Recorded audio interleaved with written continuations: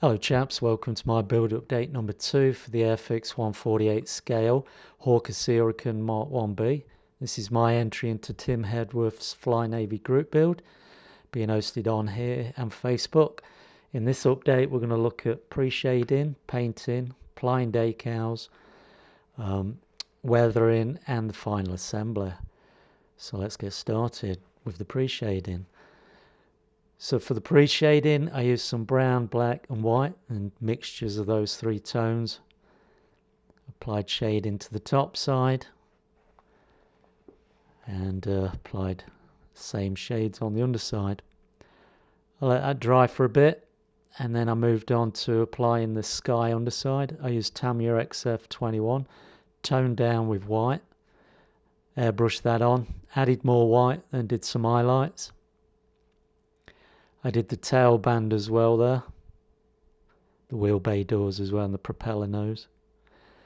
Let it dry, then sealed those in with a gloss clear coat. There you are, you see it all clear coated including the wheels that were painted. Next was to start making masks for the upper two colours, so measuring the width and length of the model, comparing it to the width and length of the painting views. I could develop a scale factor which was 1.75. Using that scale factor on my photocopier, I could magnify the size of those painting views to create full-size masks.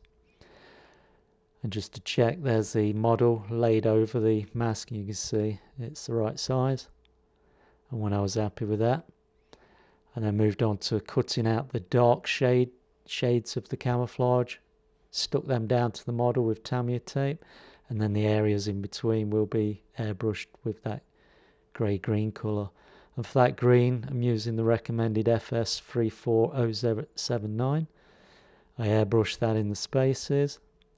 I let that dry for a bit, and I then added some white to produce highlights. Removed the masks, checked it, and then sealed it all in with a gloss clear coat.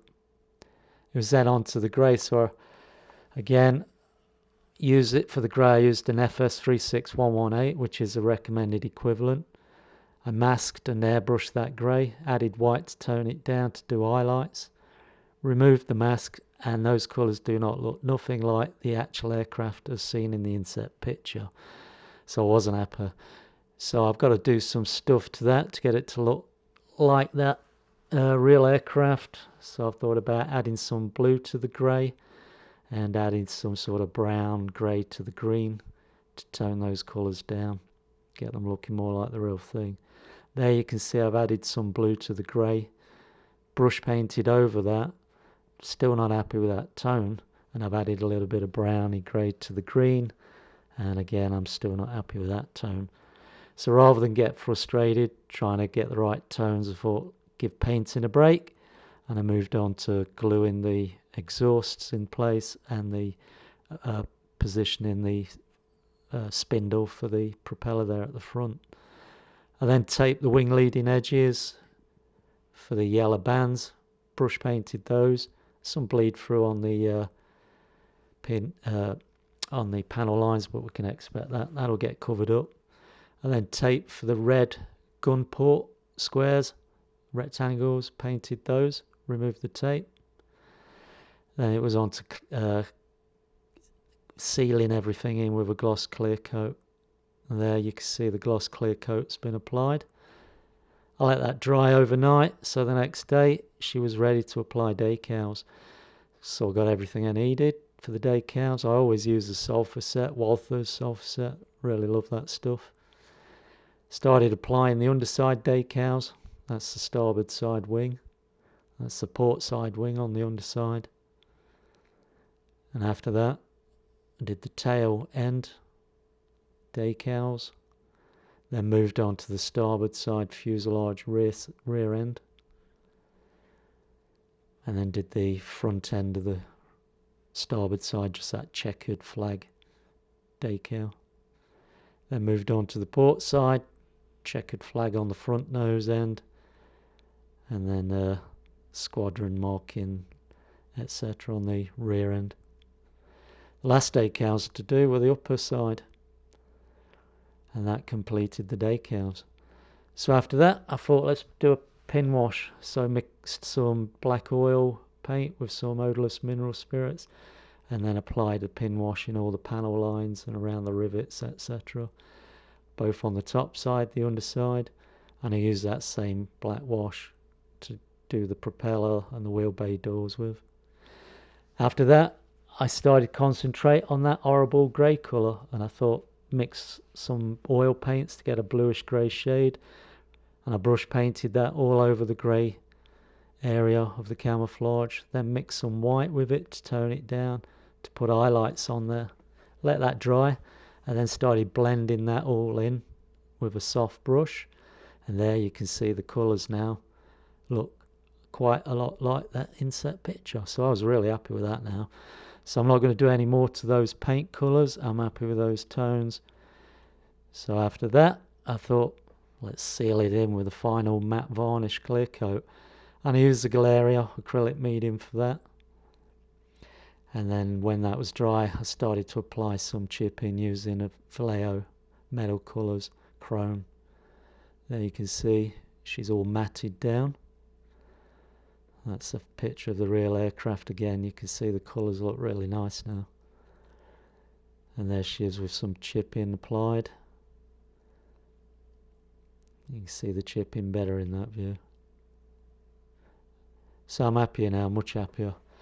Some chipping applied to the propeller blades and the spinner. Then after that I moved on to acrylic washes. Took a brown oak black and a little bit of rust acrylic paint. Mixed those, thinned it, always thin it down with lots of water so it's just a wash. And applied that in parts to create tones all over the aircraft. But then I moved the liquid film from the light lenses. That's the underside lens. Previous slide was the navigation lenses and landing light lenses. And there you can see some streaks and tones that I've done with the acrylic washes. That's the starboard side wing. And that's the tail end with some shading on there. And after that I moved on to coloured pencils. So I used a black, brown and a mahogany, and started doing some streaks here and there. You can see the oil streaks coming from the fuel cap there. And there's the gun port carbon streaks around the 4 machine gun holes ports. And I did streaks all over the aircraft with those coloured pencils. After that it was exhaust staining, so using Tamiya brown, some flat black, thin those down, mixed together with about 80% thinner to make it just a watery liquid, and airbrush that gently on with 5 to 10 psi on the sides of the fuselage. Then went over the top with some sable colour to create the lead deposit effect. After that I painted the black around the bottom of the gun sight, then stuck all the peripheral parts that were left to paint onto a piece of sprue. I then primed them with some black stynol res, let that dry, then detail painted all those parts. Those parts were given a clear wash and a little bit of a dirt staining here and there. You can see they're all ready for assembly. So the first thing I assembled was the gun sight there. That's the front view of the gun sight. After that I did the windshield. There was an airline gap all around, so I filled that, smoothed it down and then painted it. And after that you can see I've put a wash onto all those undercarriage parts and the aerial mast. And there's the spinner assembled to the backing plate housing.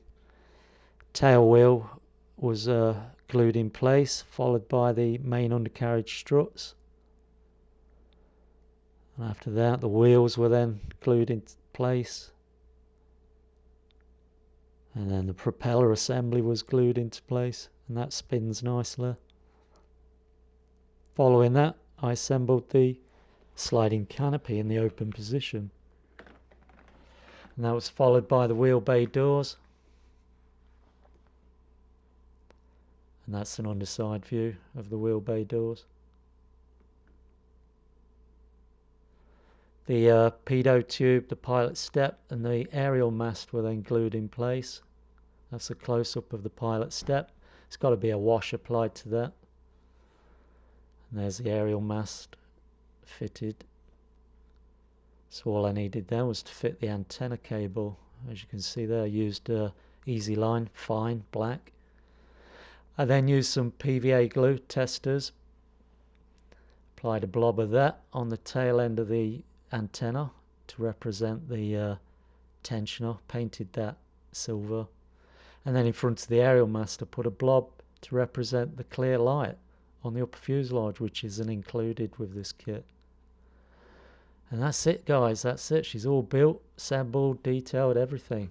So for the next update, I'll be building a base, I'll be doing some figures, and I'll be doing a couple of vehicles to make a little diorama. And so that's it, guys. So thanks for following this build so far. Thanks for leaving comments. Much appreciated.